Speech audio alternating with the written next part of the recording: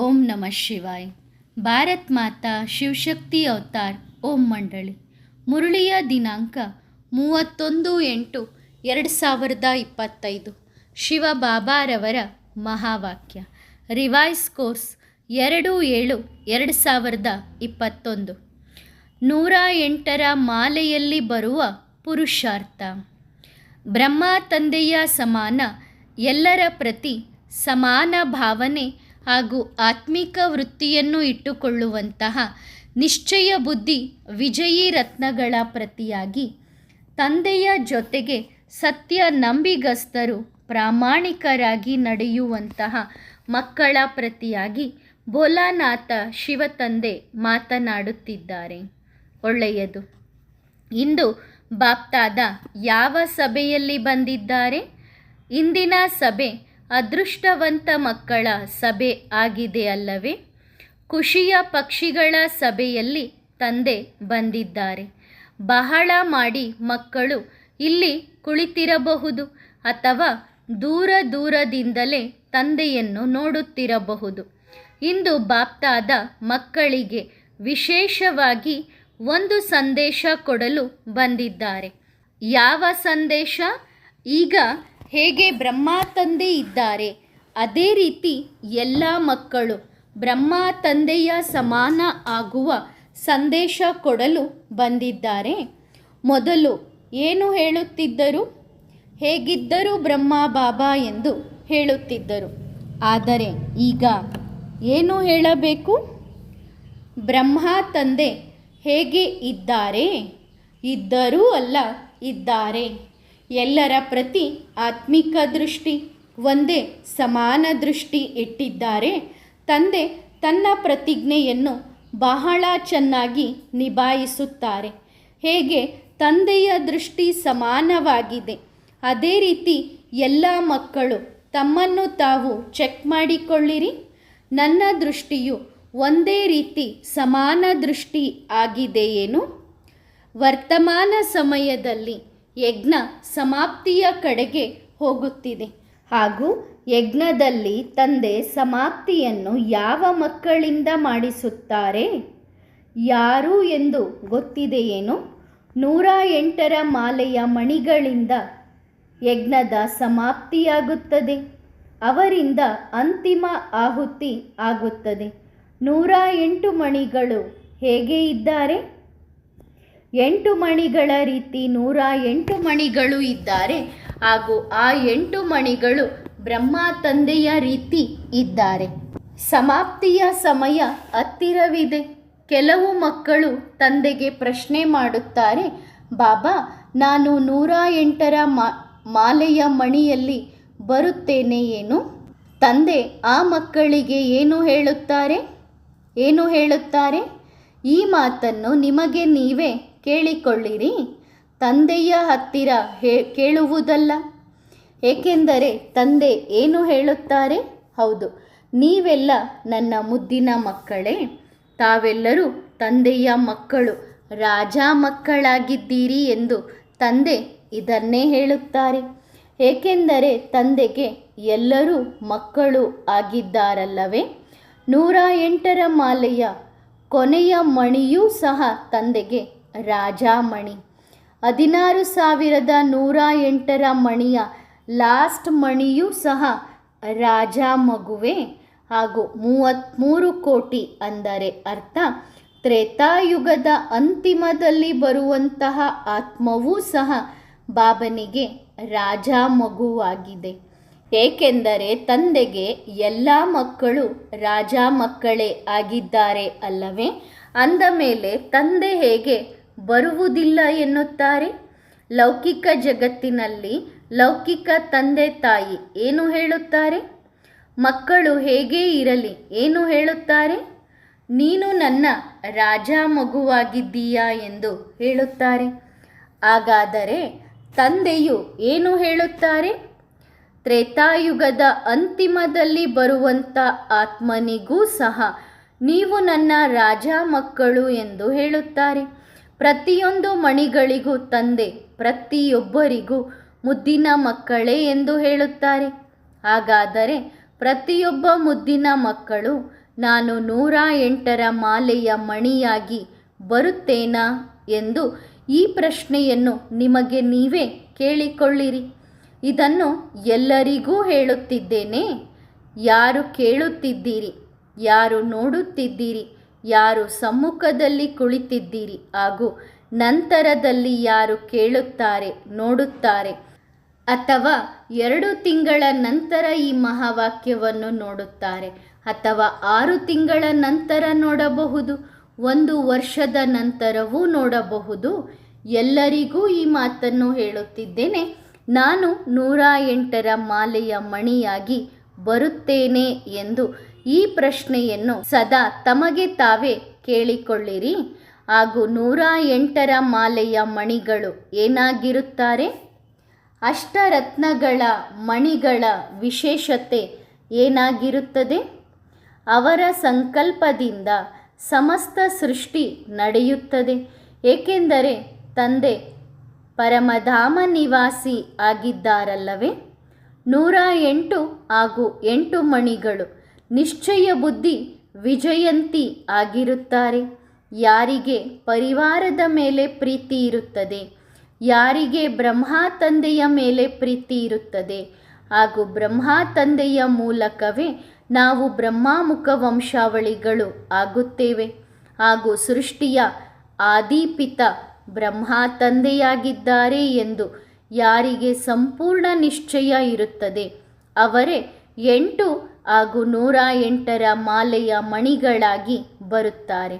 ಯಾರಿಗೆ ಮನಸ್ಸಿನಲ್ಲಿ ಪ್ರತಿಯೊಬ್ಬರ ಪ್ರತಿ ಸಮಾನ ಭಾವನೆ ಇರುತ್ತದೆ, ಯಾರು ಪ್ರತಿಯೊಬ್ಬರನ್ನು ಆತ್ಮಿಕ ದೃಷ್ಟಿಯಿಂದ ನೋಡುತ್ತಾರೆ, ಅವರೇ 8 ಮತ್ತು 108ರ ಮಾಲೆಯ ಮಣಿಗಳು ಆಗುತ್ತಾರೆ.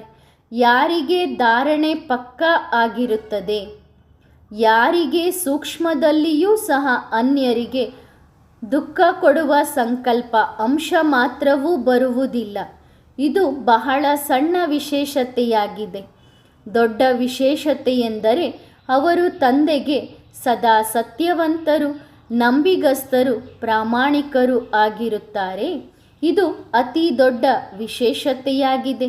ಕೆಲವೊಂದು ಕಡೆ ಕೆಲವೊಮ್ಮೆ ಮಕ್ಕಳು ತಂದೆಯ ಜೊತೆಗೇನೆ ತಮ್ಮ ಚತುರತೆಯನ್ನು ತೋರಿಸುತ್ತಾರೆ. ಅಂತಹವರು ಎಂದೂ 108ರ ಮಾಲೆಯಲ್ಲಿ ಬರಲು ಸಾಧ್ಯವಿಲ್ಲ. ಮಕ್ಕಳು ಯೋಚಿಸುತ್ತಾರೆ, ನಾವು ಏನು ಬೇಕಾದರೂ ಮಾಡಬಹುದು, ತಂದೆ ಏನು ಬಾರಿ ಬಾರಿಗೂ ಹೇಳಲು ಬರುತ್ತಾರೆ ಏನು? ಇವರು ನನ್ನ ಪ್ರೀತಿಯ ಮಕ್ಕಳು, ಆ ಮಕ್ಕಳಿಗೆ ನಾನು ಅಗೌರವ ಮಾಡಲು ಆಗುತ್ತದೆಯೇನು ಎಂದು ತಂದೆ ಈ ರೀತಿ ಯೋಚಿಸುತ್ತಾರೆ. ಹಾಗೂ ತಂದೆ ಎಂದೂ ತನ್ನ ಮಕ್ಕಳಿಗೆ ಅಗೌರವವನ್ನು ಮಾಡುವುದಿಲ್ಲ ಮತ್ತು ಎಂದೂ ಸಹ ನೀವು ತಂದೆಯನ್ನು ಬಿಟ್ಟು ಹೊರಟು ಹೋಗಿರಿ ಎಂದು ಈ ರೀತಿಯೂ ಹೇಳುವುದಿಲ್ಲ. ಏಕೆಂದರೆ ಈ ಕೆಲಸ ಪ್ರಕೃತಿಯದ್ದಾಗಿದೆ. ಈ ಕೆಲಸ, ಈ ಸೇವೆ ಎಲ್ಲರ ಭಾಗ್ಯದ ರೂಪದಲ್ಲಿ ಹಂಚಲಾಗಿದೆ. ಈ ಸೇವೆ ಕರ್ಮದ್ದಾಗಿದೆ. ಕರ್ಮ ಸಿದ್ಧಾಂತ ಬಹಳ ಪಕ್ಕಾ ಇದೆ. ಕರ್ಮ ತನ್ನ ಪ್ರತಿಜ್ಞೆಯನ್ನು ಬಹಳ ಚೆನ್ನಾಗಿ ಪಕ್ಕಾ ಮಾಡಿಕೊಳ್ಳುತ್ತದೆ.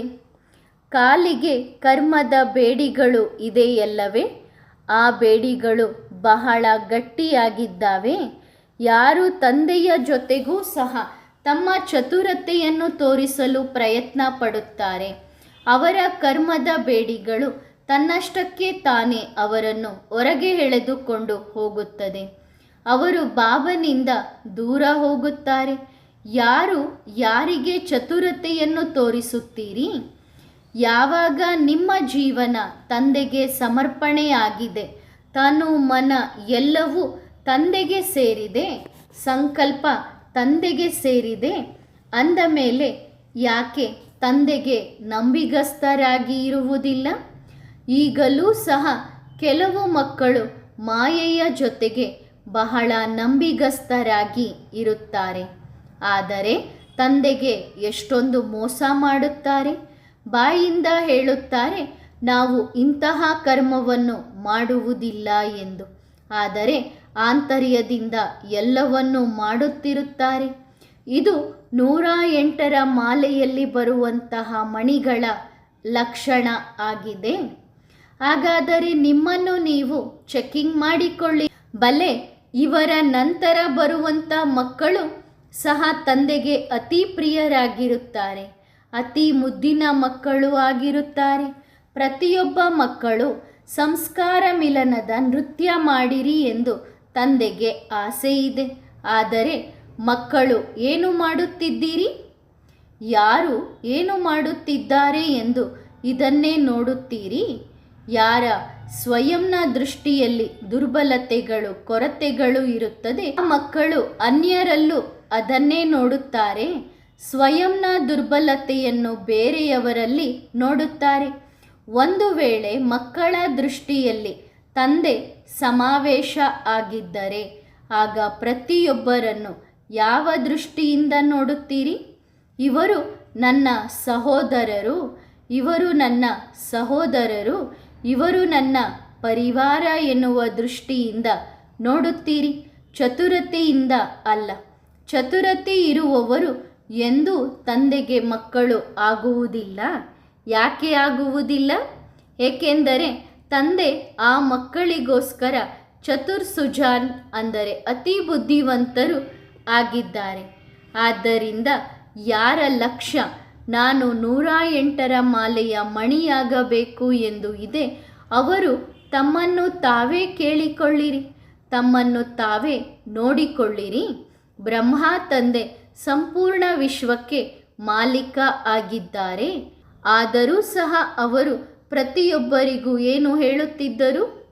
ನನ್ನ ಮಕ್ಕಳು ಎಷ್ಟೊಂದು ನಿರ್ಮಾಣ ಆಗಿದ್ದರೂ ಸಂಪೂರ್ಣ ಸೃಷ್ಟಿಯನ್ನು ಪರಿವರ್ತನೆ ಮಾಡುವುದರಲ್ಲಿ ತಂದೆ 100% ಯೋಗದಾನ ಕೊಟ್ಟಿದ್ದಾರೆ.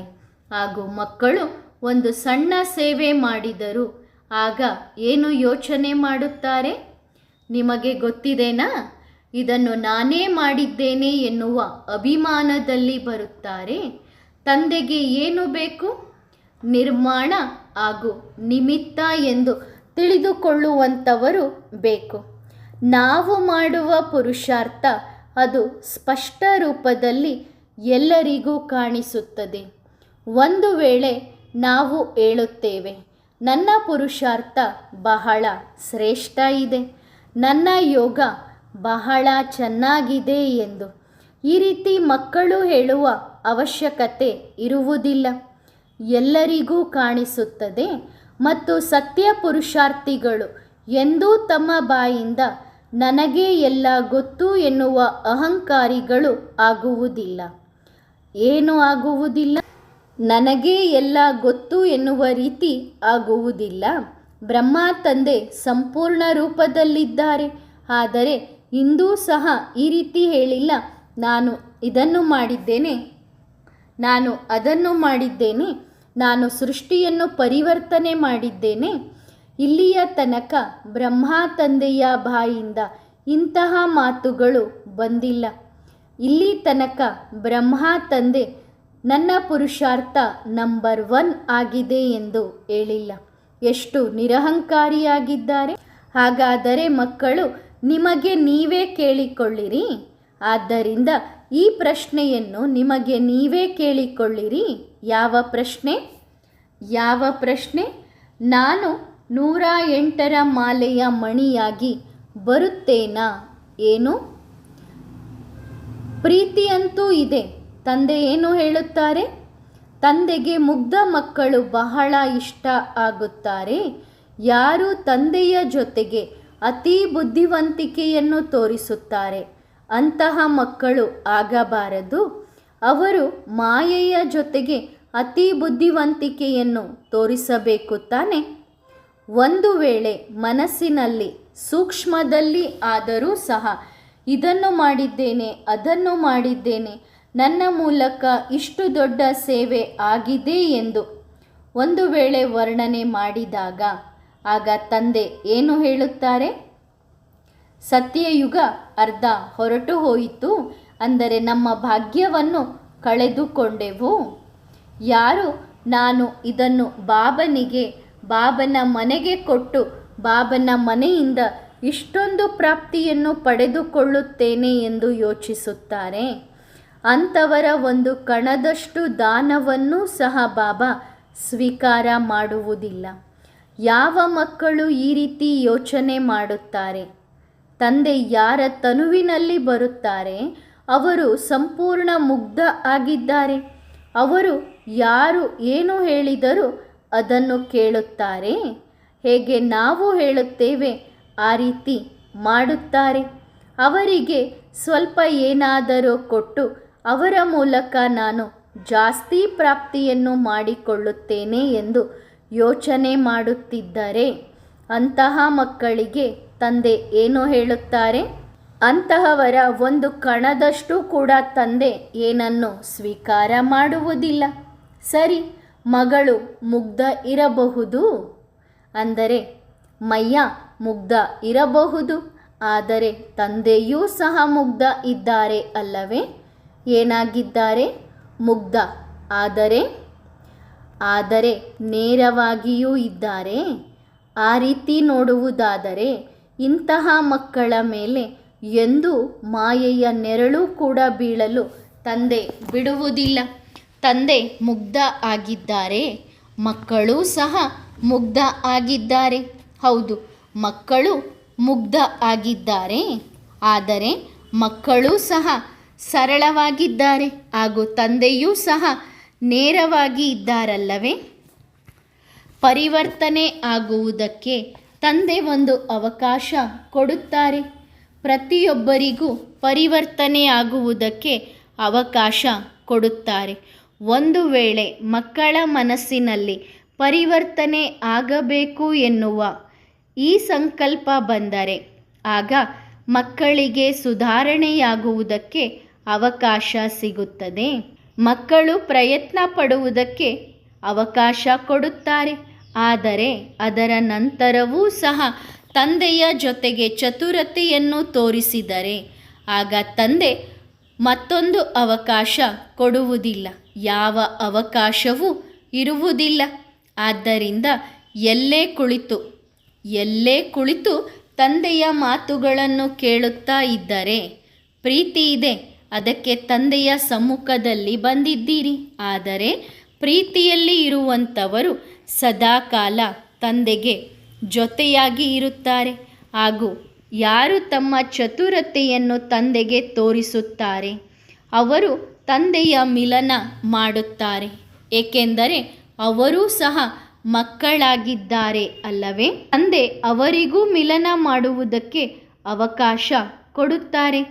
ಆದರೆ ಒಂದು ವೇಳೆ ಅವಕಾಶವನ್ನು ತಪ್ಪಾಗಿ ಉಪಯೋಗಿಸಿಕೊಂಡರೆ ತಮ್ಮಷ್ಟಕ್ಕೆ ತಾವೇ ತಂದೆಯಿಂದ ದೂರ ಹೋಗುತ್ತಾರೆ. ಹಾಗೂ ಯಾರಿಗೆ ತಂದೆಯ ಮೇಲೆ ಪ್ರೀತಿ ಇರುತ್ತದೆ ಅವರಿಗೆ ಎಂದು ಭವಿಷ್ಯದ ಬಗ್ಗೆ ಚಿಂತೆ ಇರುವುದಿಲ್ಲ. ಮುಂದೆ ನಮಗೆ ಬೇಳೆ ರೊಟ್ಟಿ ಎಲ್ಲಿಂದ ಸಿಗುತ್ತದೆ ಎನ್ನುವ ಚಿಂತೆ ಇರುವುದಿಲ್ಲ. ತಂದೆ ಜವಾಬ್ದಾರರಾಗಿದ್ದಾರೆ, ತಂದೆ ಸಹಯೋಗಿಯಾಗಿದ್ದಾರೆ. ಇಲ್ಲಿಯ ತನಕ ಎಂದಿನಿಂದ ತಂದೆ ಈ ಭೂಮಿಯ ಮೇಲೆ ಅವತರಿತರಾಗಿದ್ದಾರೆ. ಆ ಗಳಿಗೆಯಿಂದ ಹಿಡಿದು ಈ ಗಳಿಗೆಯ ತನಕ ಇಷ್ಟು ವರ್ಷಗಳಲ್ಲಿ ಯಾರೆಲ್ಲ ತಂದೆಯ ಮಕ್ಕಳು ಆಗಿದ್ದಾರೆ, ಯಾರೆಲ್ಲ ಬ್ರಾಹ್ಮಣ ಮಕ್ಕಳು ಆಗಿದ್ದಾರೆ, ಆ ಮಕ್ಕಳು ಎಂದು ಹಸಿವಿನಿಂದ ಇಲ್ಲ, ಎಂದು ಖಾಲಿ ಹೊಟ್ಟೆಯಲ್ಲಿ ಮಲಗಿಲ್ಲ. ಇಷ್ಟು ವರ್ಷಗಳು ಕಳೆದಿದೆ. ಇವರು ತಂದೆಯ ಮಕ್ಕಳು. ಯಾರು ತಂದೆಯನ್ನು ಗುರುತಿಸಿದ್ದಾರೆ ಆ ಮಕ್ಕಳು. ಈಗ ಲೌಕಿಕ ಜಗತ್ತಿನಲ್ಲಿ ಯಾರೆಲ್ಲ ಭಕ್ತ ಮಕ್ಕಳು ಇದ್ದಾರೆ, ಯಾರು ಮಂದಿರದಲ್ಲಿ ಕೇವಲ ಮೂರ್ತಿಯ ವಸ್ತ್ರವನ್ನು ಬದಲಾಯಿಸುವ ಸೇವೆ ಮಾಡುತ್ತಾರೆ, ಆ ಮಕ್ಕಳನ್ನು ಸಹ ತಂದೆ ಸಂಪದ್ಭರಿತರನ್ನಾಗಿ ಮಾಡಿದ್ದಾರೆ. ಅವರಿಗಿಂತಲೂ ಮುಂದೆ ಹೋಗಿರಿ. ಜಗತ್ತಿನಲ್ಲಿ ಇಂತಹ ಜೀವ ಜಂತುಗಳು, ಪ್ರಾಣಿಗಳು ಅಷ್ಟೇ ಅಲ್ಲ, ಬಲೆ ಸಂಸಾರದಲ್ಲಿ ಪತಿತರು, ವಿಕಾರಿಗಳೂ ಇದ್ದಾರೆ. ಆದರೆ ಇವತ್ತಿನ ಜಗತ್ತಿನಲ್ಲಿ ಬಡವರು ಅಥವಾ ಭಿಕ್ಷುಕರೇ ಇರಬಹುದು, ಯಾರನ್ನೂ ಸಹ ಅವರು ಯಾರೇ ಆಗಿರಲಿ, ಇಲ್ಲಿಯವರೆಗೂ ಜಗತ್ತಿನಲ್ಲಿ ತಂದೆ ಖಾಲಿ ಹೊಟ್ಟೆಯಲ್ಲಿ ಮಲಗಲು ಬಿಟ್ಟಿಲ್ಲ. ಆದರೆ ನೀವು ಮಕ್ಕಳು ಯಾರಾಗಿದ್ದೀರಿ? ಈಗ ನಿಮ್ಮ ಸ್ಥಿತಿಯನ್ನು ನೋಡಿಕೊಳ್ಳಿರಿ. ನಿಮ್ಮ ಬಗ್ಗೆ ನೀವು ಚಿಂತೆಯನ್ನು ಮಾಡಿದರೆ ತಂದೆ ನಿಮ್ಮ ಬಗ್ಗೆ ಚಿಂತೆ ಮಾಡುವುದಿಲ್ಲ. ಒಂದು ಸಾರಿ ಅಜ್ಞಾನಿಗಳ ಬಗ್ಗೆ ಅವಶ್ಯವಾಗಿ ಚಿಂತೆ ಮಾಡುತ್ತಾರೆ, ಆದರೆ ಜ್ಞಾನಿಗಳಿಗೆ ಮಾಡುವುದಿಲ್ಲ. ಕಾರಣ ಏನು? ಏಕೆಂದರೆ ನೀವು ಜ್ಞಾನಿಗಳಾಗಿದ್ದೀರಿ, ತಂದೆಯನ್ನು ಗುರುತಿಸಿದ್ದೀರಿ, ತಂದೆಯ ಬಗ್ಗೆ ತಿಳಿದುಕೊಂಡಿದ್ದೀರಿ. ಆದ್ದರಿಂದ ನಿಮಗೆ ಚಿಂತೆ ಇದ್ದರೆ ಆಗ ತಂದೆ ನಿಶ್ಚಿಂತರಾಗಿರುತ್ತಾರೆ. ಒಳ್ಳೆಯದು. ಇಡೀ ವಿಶ್ವದ 3 ಲೋಕಗಳ ರಚಯಿತ ನನ್ನ ತಂದೆ ಎನ್ನುವ ನಶೆಯಲ್ಲಿ ಇರಬೇಕು. ನಾನು ಎಷ್ಟೊಂದು ಅದೃಷ್ಟಶಾಲಿಯಾಗಿದ್ದೇನೆ, ನಾನು ಎಷ್ಟೊಂದು ಭಾಗ್ಯಶಾಲಿ ಆಗಿದ್ದೇನೆ. ಈ ರೀತಿ ಖುಷಿಯ ಪಕ್ಷಿಗಳಾಗಿ, ಖುಷಿಯಲ್ಲಿ ತೇಲಾಡುವಂತಹ, ಖುಷಿಯಲ್ಲಿ ನೃತ್ಯ ಮಾಡುವಂತಹ ಮಕ್ಕಳಿಗೆ, ಈ ರೀತಿ ತಂದೆಯ ಹೃದಯ ಸಿಂಹಾಸನದಲ್ಲಿ ರಾಜ್ಯ ಮಾಡುವಂತಹ ಮುದ್ದಿನ ಮಕ್ಕಳಿಗೆ, ಇಂತಹ ರಾಜ ಮಕ್ಕಳಿಗೆ, ಇಂತಹ ಬ್ರಹ್ಮ ತಂದೆಯ ಸಮಾನ ಸಂಪನ್ನ ಹಾಗೂ ಸಂಪೂರ್ಣವಾಗಿರುವ ಮಕ್ಕಳಿಗೆ ಬಾಪ್ ದಾದಾರವರ ಪ್ರೀತಿ ತುಂಬಿದ ನೆನಪು, ಪ್ರೀತಿ ಹಾಗೂ ಎಲ್ಲರಿಗೂ ಬರುವಂತಹ ಸತ್ಯಯುಗದ ಶುಭಾಶಯಗಳು ಹಾಗೂ ಗುಡ್ ಮಾರ್ನಿಂಗ್. ಬೇರೆ ಬೇರೆ ಸ್ಥಾನಗಳಲ್ಲಿ ಇದ್ದು ಹಾಗೂ ವಿದೇಶದಲ್ಲಿ ಕುಳಿತು ತಂದೆಯ ಮಿಲನವನ್ನು ಮಾಡುವಂತಹ ಮಕ್ಕಳಿಗೆ ಇಂದು ಆ ಎಲ್ಲ ಮಕ್ಕಳಿಗೂ ಸಹ ತಂದೆಯು ಬಹಳ ಮಧುರಾತಿ ಮಧುರ ನೆನಪು ಪ್ರೀತಿಗಳನ್ನು ಕೊಡುತ್ತಿದ್ದಾರೆ. ವಿದೇಶದಲ್ಲಿ ಕುಳಿತಿರುವಂತಹ ಮಕ್ಕಳು ತಂದೆಗೆ ಏನು ಹೇಳುತ್ತಾರೆ ಎಂದು ಗೊತ್ತಿದೆಯೇನು? ಬಾಬಾ, ನೀವು ಬರುತ್ತಿದ್ದೀರಿ ಎನ್ನುವುದು ನಮಗೆ ಗೊತ್ತಿದೆ, ಆದರೆ ನಮ್ಮ ಕಾಲುಗಳಿಗೆ ಬಂಧನ ಇದೆ ಎಂದು ಹೇಳುತ್ತಾರೆ. ಗೌರವ ಕೊಡಬೇಕು, ಅವರ ಮಾತಿಗೆ ಬೆಲೆ ಕೊಡಬೇಕು, ದೊಡ್ಡವರು ಏನು ಹೇಳುತ್ತಾರೆ ಅದನ್ನು ಮಾಡಬೇಕು ಎಂದು ಹೇಳುತ್ತಾರೆ. ಆದ್ದರಿಂದ ನಾವು ನಿಮ್ಮ ಮಿಲನ ಮಾಡುವುದಕ್ಕೋಸ್ಕರ ಹಾತೊರೆಯುತ್ತಿದ್ದೇವೆ. ಆದರೆ ಏನು ಮಾಡುವುದು ಬಾಬಾ ಎಂದು ಕೇಳುತ್ತಾರೆ. ಅಂತಹ ಮಕ್ಕಳಿಗೆ ತಂದೆ ಈ ಮಾತನ್ನು ಹೇಳುತ್ತಾರೆ, ಭಲೆ ಅವರಿಗೆ ಗೌರವ ಕೊಡಿ, ಅವರ ಮಾತಿಗೆ ಬೆಲೆ ಕೊಡಿ, ಅವರನ್ನು ಪ್ರೀತಿಯಿಂದ ನೋಡಿರಿ. ಆದರೆ ಯಾರಿಗೆ ನೀವು ಗೌರವ ಕೊಡುತ್ತಿದ್ದೀರಿ, ಯಾರಿಗೆ ಬೆಲೆ ಕೊಡುತ್ತಿದ್ದೀರಿ, ಅವರನ್ನು ಆ ರೀತಿ ಯೋಗ್ಯರನ್ನಾಗಿ ಯಾರು ಮಾಡಿದರು? ತಂದೆ ಮಾಡಿದ್ದಾರೆ. ಅವರು ನಿಮ್ಮನ್ನು ತಂದೆಯಿಂದಲೇ ದೂರ ಮಾಡುತ್ತಿದ್ದಾರೆ ಎಂದರೆ ಹೇಗೆ ಇರುತ್ತೀರಿ? ಆದ್ದರಿಂದ ಪ್ರತಿಯೊಬ್ಬ ಮಕ್ಕಳು ತಮ್ಮ ಬಂಧನವನ್ನು ಮುರಿಯಿರಿ. ಅವರು ಮತ್ತೆ ಏನು ಹೇಳುತ್ತಾರೆ? ನಾವು ನಿಮ್ಮ ಹತ್ತಿರ ಬರಲು ಬಿಡುವುದಿಲ್ಲ ಎಂದು. ಅದಕ್ಕೆ ತಂದೆ ಏನು ಹೇಳುತ್ತಾರೆ? ಯಾರ ಮೇಲೆ ಪ್ರೀತಿ ಇದೆ? ತಂದೆಯ ಮೇಲೆ ಪ್ರೀತಿ ಇದೆನಾ ಅಥವಾ ದೇಹದಾರಿಗಳ ಮೇಲೆ ಪ್ರೀತಿ ಇದೆನಾ? ನಿಮ್ಮ ಪ್ರೀತಿ ತಂದೆಯ ಮೇಲೆ ಇದೆ ಅಲ್ಲವೇ? ತಂದೆಯ ಜೊತೆಗೆ ನಡೆಯಬೇಕು ಅಥವಾ ಆತ್ಮರುಗಳ ಜೊತೆಗೆ ನಡೆಯಬೇಕು? ಯಾರ ಜೊತೆಗೆ ಹೋಗಬೇಕು? ಒಂದು ವೇಳೆ ತಂದೆಯ ಜೊತೆಗೆ ಹೋಗಬೇಕಾದರೆ ಮುಂದಿನ ವರ್ಷದ ಅಷ್ಟೊತ್ತಿಗೆ ತಂದೆಯೊಂದಿಗೆ ಮಿಲನ ಮಾಡುವುದಕ್ಕೆ ರೆಡಿ ಮಾಡಿಕೊಳ್ಳಿರಿ. ತಂದೆಯ ಜೊತೆಗೆ ಹೋಗುವುದಿಲ್ಲ ಎನ್ನುವುದಾದರೆ ದೇಹದಾರಿಗಳ ಜೊತೆಗೆ ಬನ್ನಿರಿ. ಒಳ್ಳೆಯದು. ತಂದೆ ಇನ್ನೂ ಒಂದು ಸಂದೇಶ ಕೊಡುತ್ತಿದ್ದಾರೆ. ಬ್ರಹ್ಮ ತಂದೆಯ ಸಂಘದಲ್ಲಿ ಯಾರೆಲ್ಲ ಮಕ್ಕಳು ಇದ್ದಾರೆ ಅವರು ಇದ್ದೇ ಇದ್ದಾರೆ. ಆದರೆ ಯಾರು ರಾತ್ರಿಯಲ್ಲಿ ಅಲೆದಾಡುತ್ತಿದ್ದಾರೆ, ಅಲೆದಾಡುತ್ತಾ ತಮ್ಮ ತಮ್ಮ ಸ್ಥಾನಗಳನ್ನು ತೆರೆದುಕೊಂಡು ಕುಳಿತುಕೊಂಡಿದ್ದಾರೆ. ಇಂದು ಆ ಎಲ್ಲ ಮಕ್ಕಳಿಗೂ ತಂದೆ ಆಮಂತ್ರಣ ಕೊಡುತ್ತಿದ್ದಾರೆ. ನಿಮ್ಮ ತಂದೆಯೊಂದಿಗೆ ಮಿಲನ ಮಾಡಲು ಬನ್ನಿರಿ. ಆಮೇಲೆ ಬಾಬಾ, ನೀವು ನಮಗೆ ತಿಳಿಸಲೇ ಇಲ್ಲ ಎಂದು ಹೇಳಬೇಡಿರಿ. ಎಲ್ಲರೂ ಬಂದು ಮಿಲನ ಮಾಡಿರಿ. ಇಲ್ಲ ಎಂದರೆ ಮುಂದೆ ಇಂಥ ದೊಡ್ಡ ಗುಂಪು ಸೇರುತ್ತದೆ, ಆಗ ನಮಗೂ ಒಂದು ಅವಕಾಶ ಕೊಡು ಎಂದು ಕೇಳಿದರೆ ಆಗ ಕೊಡುವುದಿಲ್ಲ. ಈಗ ನಿಮ್ಮ ಸರತಿಯಾಗಿದೆ. ಯಾರು ಅಲೆದಾಡುತ್ತಿದ್ದಾರೆ, ಯಾರು ದೂರ ಹೋಗಿದ್ದಾರೆ, ಯಾರು ತಂದೆಯ ಮಕ್ಕಳು ಆಗಿದ್ದಾರೆ, ಅವರು ನಂತರದಲ್ಲಿ ನಾವೂ ಸಹ ಮುಂದೆ ಬರುತ್ತೇವೆ, ನಮ್ಮನ್ನು ಮುಂದೆ ಕರೆದುಕೋ ಎಂದು ಈ ರೀತಿ ಕೇಳಬಾರದು. ಮೊದಲೇ ತಂದೆ ಮಕ್ಕಳಿಗೆ ಹೇಳುತ್ತಿದ್ದಾರೆ, ಮಕ್ಕಳೇ, ಗುಂಪಿನಲ್ಲಿ ಮಿಲನ ಮಾಡುವುದಾದರೆ ತಿಳಿಸಿರಿ. ಎಲ್ಲರಿಂದ ಪಕ್ಕಾ ಕೇಳುತ್ತಿದ್ದಾರೆ, ಯಾರು ಇಲ್ಲಿಯ ತನಕ ಮಿಲನ ಮಾಡಿಲ್ಲ, ನಾವು ತಂದೆ ಬರುತ್ತಾರೆ ಎಂದು ಒಪ್ಪುವುದಿಲ್ಲ ಎಂದು ಯಾರು ಹೇಳುತ್ತಾರೆ, ಆ ಎಲ್ಲ ಮಕ್ಕಳೊಂದಿಗೂ ತಂದೆ ಮಾತನಾಡುತ್ತಿದ್ದಾರೆ.